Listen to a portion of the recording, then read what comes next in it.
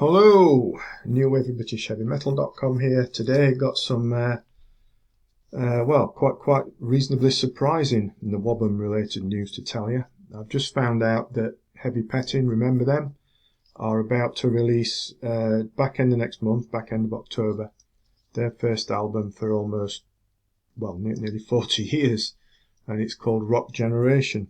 I'll tell you a little bit about it. But first, if you wouldn't mind subscribing to the channel, please, because that would be terrific. Just all you need to do is click that little subscribe button. Doesn't cost anything, and it helps. So please do if you wouldn't mind. Anyway, but back to the matter at hand here.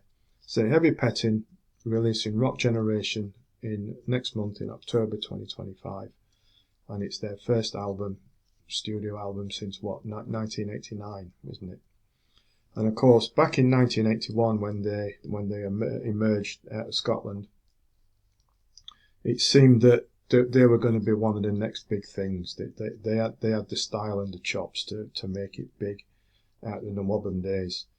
They had that brand of like chunky riffs, punchy power, big choruses and harmonies, all mixed in with a liberal sprinkling of glam rock influences, which made them a little bit different to your normal, in inverted commas, new wave of British heavy metal era band, though new wave of British heavy metal is fluid, isn't it? But Heavy Pettin did lean more towards perhaps what would later emerge as hair metal, before hair metal was a thing. Their debut album was superb, gained the band much attention and momentum. And then they were tagged as one of the next big things, as I mentioned, and surely would follow the likes of new wave of British heavy metal era counterparts such as Iron Maiden and the like, right up there into the stratosphere. That looked even more likely it was going to happen. They landed big, high-profile support slots with the likes of Kiss and Ozzy. The second album followed a couple of years later, 1985 I think that was, but it had a more more slicker sound to it. And then they managed to kill the career stone dead with why a band would even think about doing this, I don't know, but they had a crack at the Eurovision Song Contest. Oh no, world-class cringe fest Eurovision, isn't it? Needless to say, that somewhat misguided attempt flopped. Record company binned them, and Heavy Pettin split. Although they had recorded an album before the split, and that saw the light of day in 1989. And now here we are, early September 2025, and we find out that Heavy Pettin are due to release Rock Generation next month in October. And this comes to say almost 4 decades after Big Bang. The album's titled Rock Generation.